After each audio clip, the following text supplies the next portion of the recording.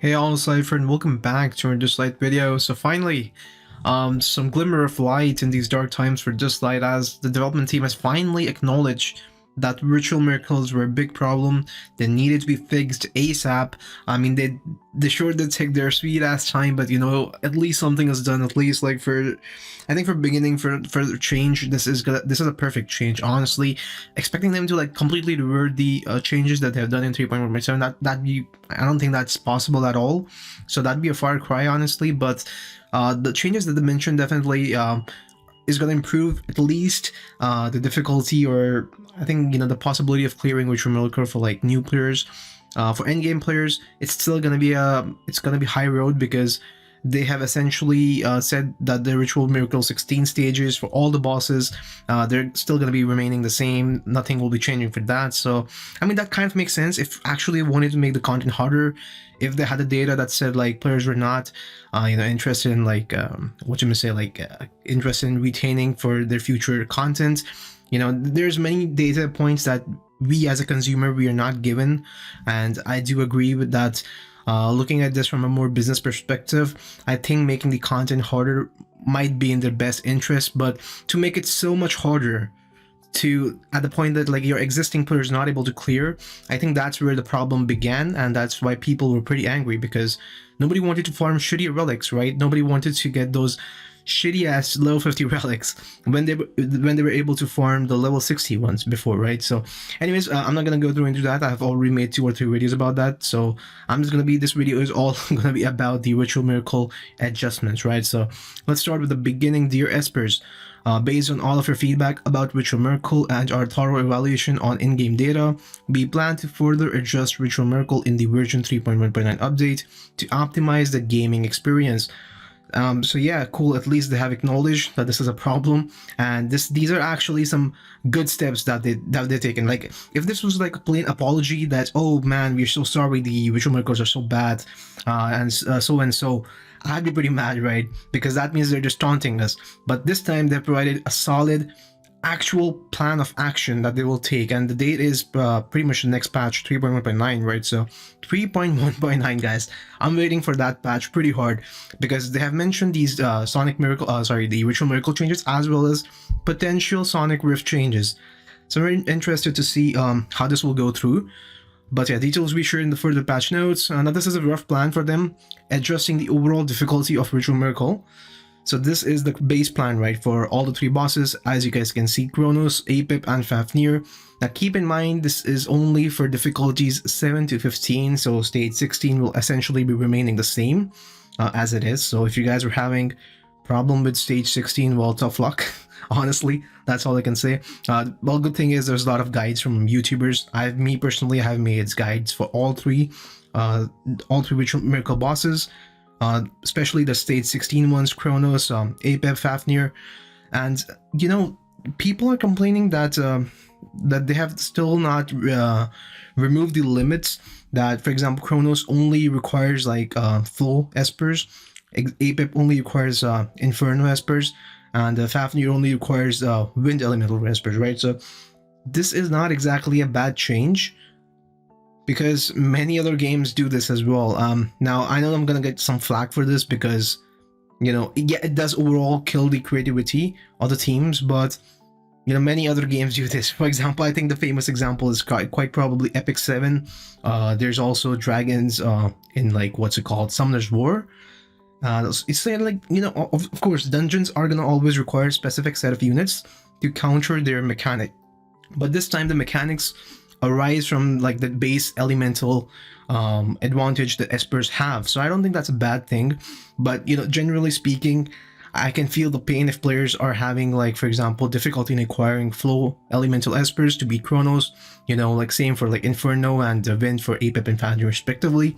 But the good thing is they're giving out more of these elemental records.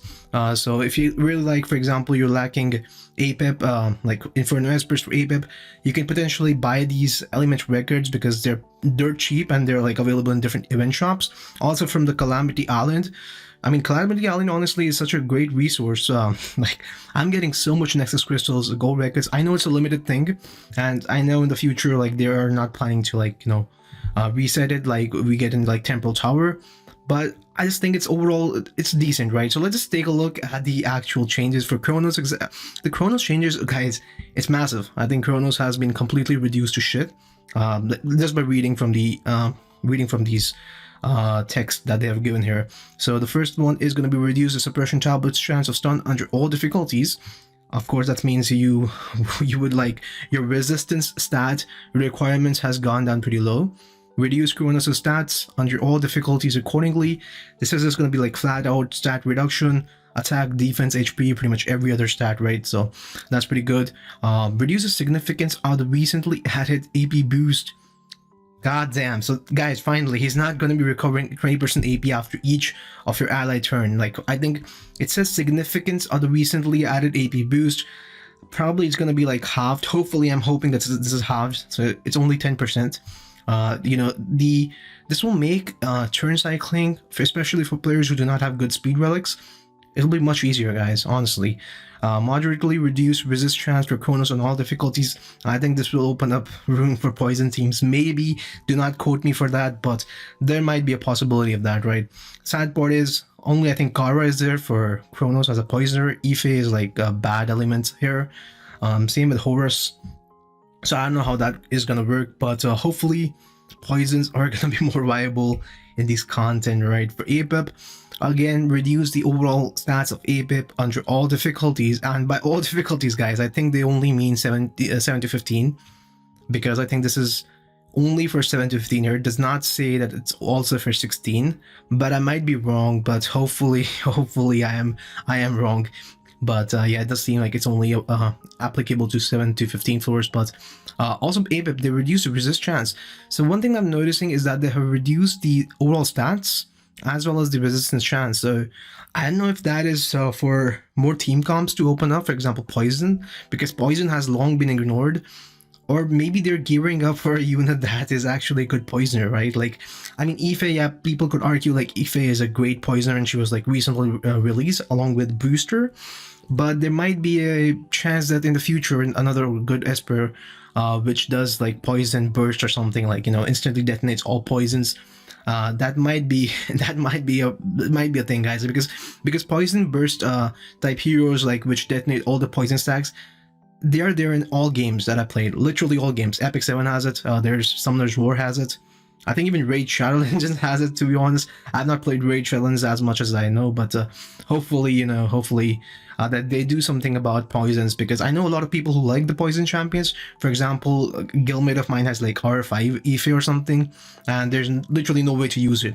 Like, literally no good way to use it. Of course, there's like Tower, the Temple Tower, Cube Miracle, but those are boring places. Nobody wants to use them, because you could potentially use any good Esper with good relics in those type of content. But this is where the actual surprising part is, guys, because I was expecting the bare minimum, right? I was hoping that at least they would do like what they have mentioned, but I was not expecting the second part, which is the increased drop rate of level 60 relics. Now, they did mention this in the recent patch 3.1.8, but they didn't exactly specify how much the drop rate is going to be. So I'm hoping this is going to be another increase on top of the increase we just got on the recent patch. So starting from 13th floor, players will have a chance to get level 60 flawless relics. So that's pretty nice. I mean, more chances for you. Also increase the drop rate of level 60 relics overall from 12 to 15. Again, like, these all changes, they are good, but it does not say anywhere level 16. Like, so is like level 16 gonna stay the same way? Because as far as I know, level 16 is nothing special, guys. Like, you get bare minimum relic drops, like only 1 or 2. Like, there's very lucky if you get 3. And like, there's literally very low chance of getting flawless relics from even level 16. So wait, am I blind? Wait, it says starting from 20 floors, so I think it goes up to floor 16 as well. Hopefully that's the case. But yeah, I mean, good, bro, good. This is a very good change. This was needed. This was highly needed, guys. Now this one is another interesting change. Added a Ritual Miracle shop. So in the new Ritual Miracle shop, players can use activeness points from challenging Ritual Miracle to buy experiment on their items. Now I'm hoping this is not their fix, their so-called fix for the Sonic Rift, but it does seem like an additional way of getting experiments. Basically, it would be pretty cool if you can only, you know, for example, if you can only farm Ritual Miracle and you can still get like tons of experiments, because that'd be like killing two birds with one stone. That would save us a lot of stamina, honestly. But yeah, it does seem a bit challenging at this point that they're gonna do that. But you know, it's a great add-on. I'll say that's a great add-on. As I said before, I was only expecting the bare minimum, which is this one, the adjustment of the overall difficulty. I like how they still use these vague words adjustment. They could have just written like easing the overall difficulty. They still like to use these technical jargons, I would say. But yeah, I mean, I'm all down for it. You know, if the changes are good, I will say this is good. The only thing is, I think the real reason we're getting these changes, guys, and you know, I might be lying here, but I think it's because they saw a drop in in-game revenue as well as like in-game player numbers, like the amount of time players are spending daily playing the game. I think they literally saw the drop, and they had to do this because companies like big corporations like Lilith, they do not bend over. So I think this is a big win for all of us, and it just shows that we need to do this every time they fuck up, because you know, we all love the game. We all want this game to survive for longer than expected, right? Like many people were doom speaking this game will die in like 1 year or something.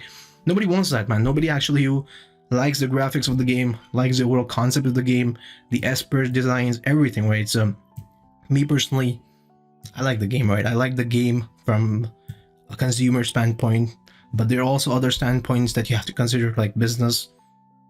Because me personally, I run a business as well, so I do know the importance, guys, of profit and loss. So I think we really hit them hard, and hopefully players are going to be happy with these Ritual Miracle adjustments. Hopefully they're meaningful. You know, the stage 16 is still going to be same, so I mean that is expected because that is supposed to be the end game, right? The quote-unquote PvE end game. I think that's the like end game for, especially for PvE. For PvP, of course, there's like Point War and those championship events that come once in a while, right? But that's it. What are your own thoughts on these changes? Please do let me know in the comments below. I'll be glad to know what are your thoughts. Yeah, I'll see you guys in the next video. Peace.